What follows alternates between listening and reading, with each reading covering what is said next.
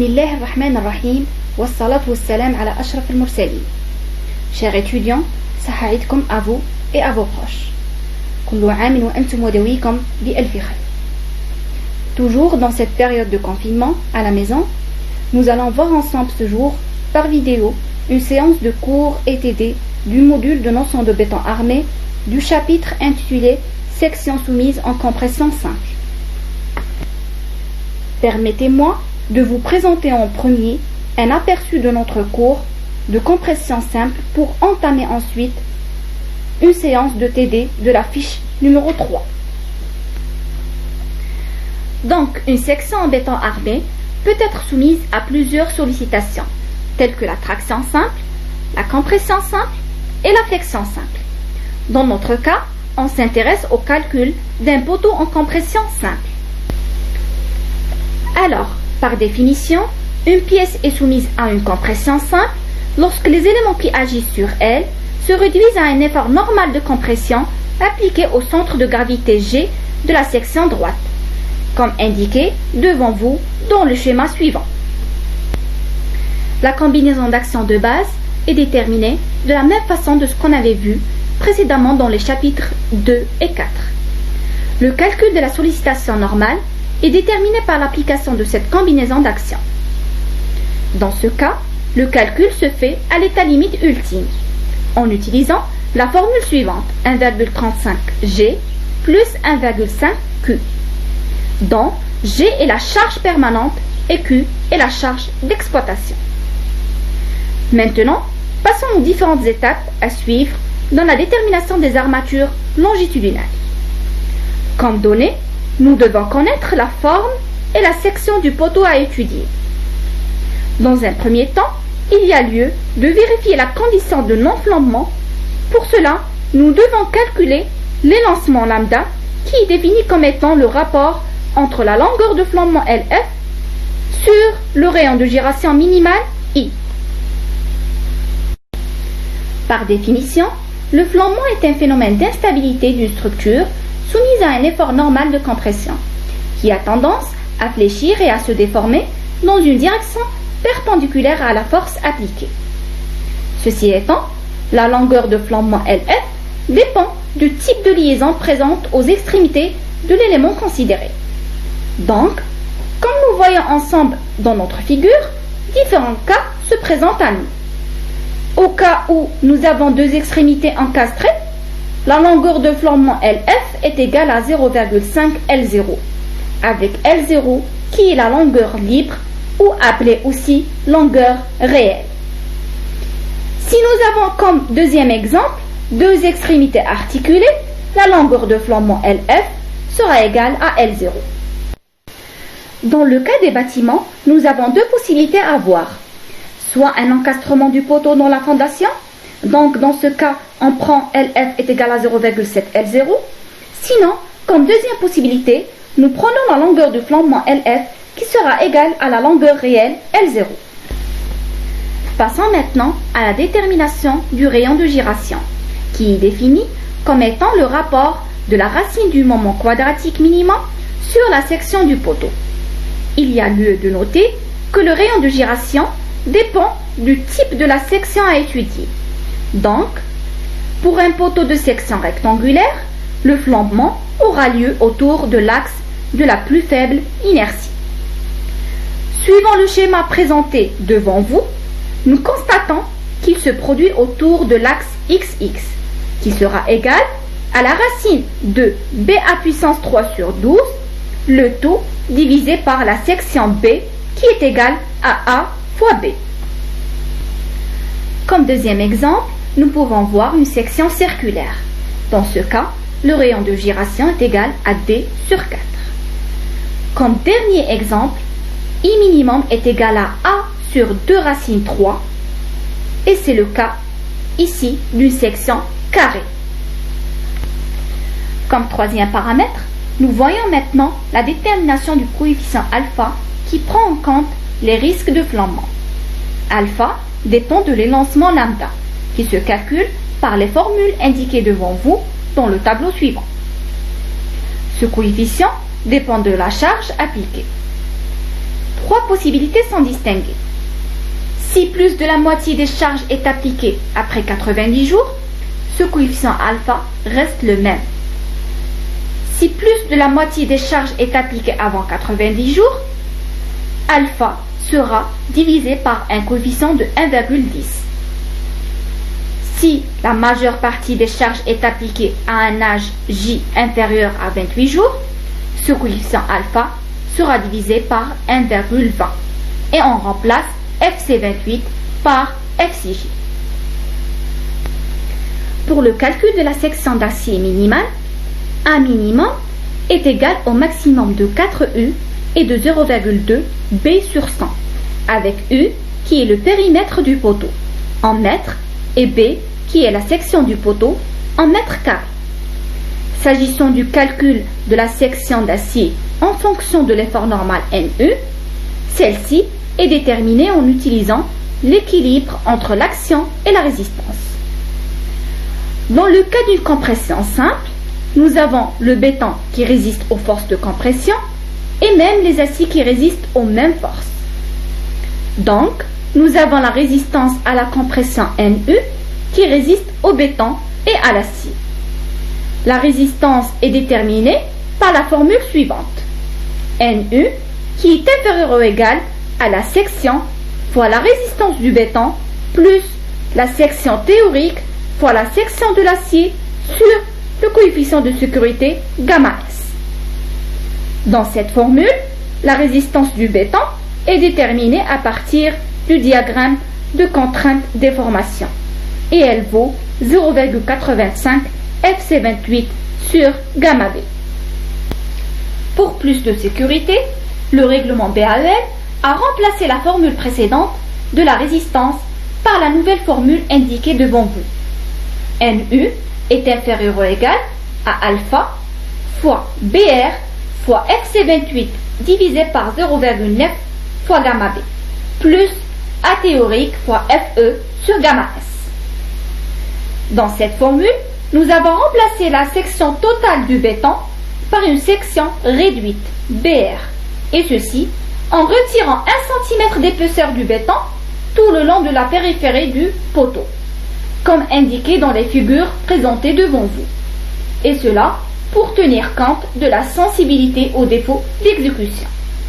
Par exemple, pour une section rectangulaire, la section réduite BR est égale à 1 moins 0,02 fois B moins 0,02. Il est à préciser que la résistance a été multipliée par un coefficient alpha dans le but de la minimiser. De même que la formule de FBU qui est égale à 0,85 fois FC28 divisé par gamma B a été remplacée par FC28 divisé par 0,9 fois gamma B. À partir de la formule modifiée, nous pouvons déterminer la section théorique de l'acier par la nouvelle formule démontrée devant vous. A théorique est supérieur ou égal à NU sur alpha moins BR fois FC8 divisé par 0,9 fois gamma B, le tout fois gamma S sur FE. Pour la détermination de la section d'acier maximale, un maximum, celle-ci vaut 5 fois la section divisée par 100. Enfin, nous devons vérifier que la section d'armature d'acier finale vaut le maximum entre la section théorique et la section minimum. Elle doit être comprise entre 0,2 fois B divisé par 100 et la section maximale. Passons maintenant à la détermination des armatures transversales après avoir vu les différentes étapes à suivre pour la détermination des armatures longitudinales. Le rôle principal des armatures transversales est d'empêcher le flambage des aciers longitudinaux. Le diamètre des armatures transversales est au moins égal au tiers du diamètre des armatures longitudinales qu'elles maintiennent. Pour l'espacement ST, celui-ci est déterminé comme suit. Le minimum entre 40 cm à plus 10 cm et 15 phi minimum, avec A qui est la plus petite dimension transversale dans le plan de flambement. Nous terminons aussi notre cours par cet organigramme qui résume les différentes étapes à suivre pour résoudre les exercices liés à la compression simple. Merci. Entamons maintenant notre fiche de TD numéro 3 liée à la compression simple, après avoir vu ensemble un aperçu global et détaillé du cours y afférent. Nous allons commencer par l'énoncé de l'exercice numéro 1 pour passer ensuite ensemble à sa solution, avant d'entamer l'énoncé du deuxième exercice, toujours avec sa solution. Exercice numéro 1. Énoncé.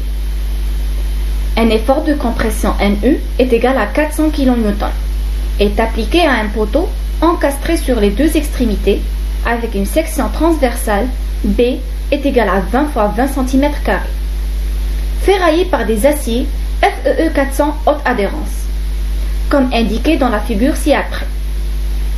La résistance caractéristique du béton est FC28 qui est égale à 25 MPa. Les charges sont de durée d'application supérieure à 24 heures. Moins de la moitié de ces charges agit avant 90 jours. La longueur de poteau et L0 est égale à 3,6 m. Et l'enrobage des armatures C est égal à 3 cm. On vous demande de déterminer la résistance du béton FBU et celle de l'acier FED, de calculer la longueur de flambement LF, de calculer l'énoncement lambda et le coefficient bêta, et de déterminer les armatures longitudinales. On donne gamma S est égal à 1,15, gamma B est égal à 1,5 et θ est égal à 1. Bon, avant d'entamer la solution de l'exercice, je vous demande de bien lire l'énoncé et de faire ressortir les éléments essentiels qui nous aident à bien comprendre les données et à bien entamer la solution des questions posées. Comme il vous est demandé de bien faire attention aux unités énoncées et à leur reconversion si nécessaire. Les éléments essentiels retenus à partir de notre exercice sont les suivants. Premièrement, les deux extrémités de notre poteau sont encastrées. Donc, la longueur de flambement LF est égale à L0 sur 2. Dans ce cas où L0 est égal à 3,6 mètres. Deuxièmement, la section de notre poteau dans notre exercice est carrée, de section 20 x 20 cm². La force de compression appliquée sur le poteau vaut 400 kN. Troisièmement, comme troisième paramètre, nous avons un acier de type FEE 400 haute adhérence. À partir de là, on peut déterminer la limite élastique de l'acier FE qui est égale à 400 MPa. Quatrièmement, nous avons aussi la résistance caractéristique du béton FC28 qui est égale à 25 MPa. Cinquièmement, les charges sont appliquées à une durée supérieure à 24 heures. De moins de la moitié de ces charges agit avant 90 jours. Et sixièmement, comme dernier paramètre, l'enrobage des armatures C est égal à 3 cm. Passons maintenant ensemble à la solution de notre exercice. Premièrement, il nous a été demandé de déterminer la résistance du béton FBU et la résistance de l'acier FED. Donc, comme nous avons vu dans les fiches de TD précédentes, dans cette première question, nous allons déterminer les caractéristiques des matériaux béton et acier. A. Caractéristique du béton FBU, qui est égal à 0,85 fois FC28 sur θ fois gamma B. En remplaçant les valeurs de FC28, θ et gamma B, on obtient FBU est égal à 14,20 MPa. B. Nous calculons FED, qui est la caractéristique de l'acier qui vaut FE sur gamma S. Tant que FE, qui est la limite élastique de l'acier, déterminée à partir de l'énoncé de notre exercice, équivaut 400 MPa, avec gamma S qui est le coefficient de sécurité, donné, qui est égal à 1,15, on obtient FED qui est égal à 348 MPa. Deuxièmement, le calcul de la longueur de flambement dépend du type de liaison des extrémités du poteau à étudier. Donc, Puisqu'on a un poteau encastré sur les deux extrémités, alors la longueur de flambement LF est égale à L0 divisé par 2, qui est égal à 3,6 divisé par 2, qui est égal à 1,80 m. Troisièmement, l'élancement est obtenu à partir de la formule définie dans l'organigramme qu'on avait vu à la fin de notre cours. Lambda qui est égal à LF sur I, avec I qui est égal à A sur racine 12, puisqu'on a une section carrée, qui vaut 5,77. En remplaçant LF en centimètres et I, alors on obtient lambda qui est égal à 180 divisé par 5,77, qui est égal à 31,20. Puisque lambda est inférieur ou égal à 50, alpha est obtenu en utilisant la formule 1 plus 0,2 lambda divisé par 35 au carré, qui est égal à 1,15. Quatrièmement, la détermination des armatures longitudinales. Le béton équilibre. NEB est donné par la formule BR fois FBU divisé par 0,9.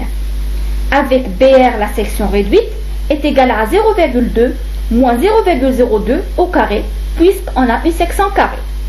Donc, BR est égal à 3,24 fois 10 puissance moins 2 mètres au carré. D'où on obtient NEB est égal à 0,5112 méganewtons.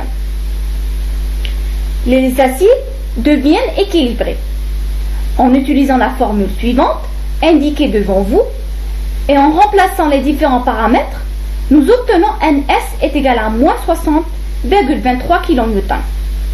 Dans ce cas, le coefficient K est égal à 1,10, puisque la moitié des charges est appliquée à J inférieur à 90 jours, comme indiqué dans l'énoncé de notre exercice. Puisque NS est inférieur à 0, donc il suffit de prévoir aussi la section minimale.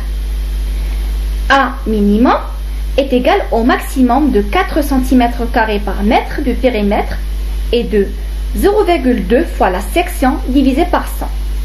Donc, A minimum est égal au maximum de 4 fois 0,8 qui est égal à 3,2 cm² et de 0,2 fois 400 divisé par 100 qui est égal à 0,8 cm².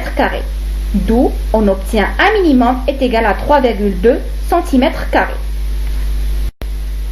Nous procédons maintenant au calcul de A maximum, qui est égal à 5 fois B divisé par 100, qui est égal à 20 cm². Dans notre section d'armature, A, la section est égale à la section minimale, qui est égale à 3,2 cm². Alors, nous pouvons choisir à partir du tableau suivant, présenté devant vous, la section des armatures utilisées en fonction du nombre et du diamètre des barres utilisées. Du moment qu'on dispose d'une section carrée, on a adopté comme choix 4 barres de phi 12 cm avec une section de 4,52 cm².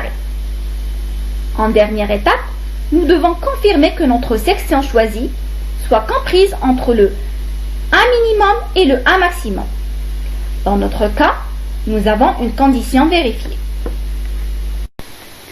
Nous allons entamer ensemble l'énoncé de l'exercice numéro 2 après avoir terminé avec la solution de l'exercice numéro 1. Énoncé de l'exercice numéro 2.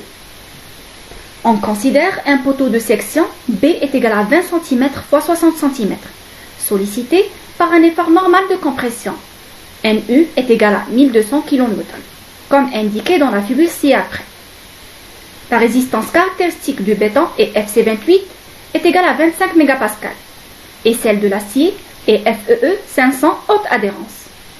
L'enrobage des armatures C est égal à 3 cm. Les charges sont d'une durée d'application supérieure à 24 heures et moins de la moitié de ces charges agit avant 90 jours. La longueur du poteau est L0 est égal à 2,5 mètres. On vous demande de déterminer les armatures longitudinales et transversales et de tracer les schémas de disposition des armatures longitudinales et transversales. Donc, pour cet exercice, comme pour un autre, je ne cesse d'attirer votre attention sur la compréhension de l'énoncé et les différents paramètres posés, pour mieux assimiler avec aisance la solution à adopter pour chacune des questions posées. Comme observation, on a, premièrement, à partir du schéma indiqué devant vous, nous pouvons constater ensemble que notre poteau est articulé aux deux extrémités avec une section rectangulaire de 20 cm x 60 cm. Deuxièmement, la force de compression appliquée vaut 1200 kN. Troisièmement, nous avons un acier de type FEE 500 haute adhérence. À partir de là, la limite élastique FE est égale à 500 MPa. Quatrièmement, la caractéristique du béton FC28 est égale à 25 MPa. Cinquièmement, la longueur du poteau L0 est 2,5 m et l'embauche des armatures est 3 cm. Sixièmement, les charges sont appliquées à une durée supérieure à 24 heures et moins de la moitié de ces charges agit avant 90 jours. Vu ce qui précède et après avoir compris le contenu de l'énoncé avec attention, nous allons entamer maintenant ensemble la solution de notre deuxième exercice. Premièrement, commençons par la détermination des armatures longitudinales. Nous procédons de la même manière en appliquant les mêmes étapes suivies que pour la solution adoptée dans l'exercice numéro 1. Comme d'habitude, en premier lieu, nous allons commencer toujours par la détermination des caractéristiques des matériaux. Pour le béton, FBU est égal à 14,20 MPa, puisque la valeur de FC28 n'a pas changé. Pour l'acier, FED est égal à FE sur gamma S, qui est égal à 500 divisé par 1,15, qui est égal à 435 MPa, puisque la limite élastique de l'acier dépend du type d'acier utilisé. Dans notre cas, nous avons un acier FEE 500 haute adhérence. S'agissant de l'énoncement, en utilisant la formule montrée devant vous, lambda est égal à 43,30. Puisque lambda est inférieur ou égal à 50, notre coefficient est égal à 1,31. Passons maintenant à la détermination du béton équilibre. Nous commençons par le calcul de la section réduite BR, avec la formule A-0,02 fois B-0,02, du moment qu'on traite d'un poteau de section rectangulaire. Pour obtenir, BR est égal à 0,1044 m², d'où notre béton équilibre NEB est égal à 1,65 MN. Nous suivons la même procédure de démonstration de nos différentes étapes dans notre présent exercice que pour celle qui a été adoptée dans l'exercice précédent, sauf qu'il y a lieu de souligner que la superficie de la section du poteau est carrée dans l'exercice corrigé numéro 1, alors que celle de la section de notre poteau est rectangulaire dans notre présent exercice numéro 2. Entamons maintenant la détermination des armatures transversales. Pour le choix de ces armatures, nous procédons comme suit.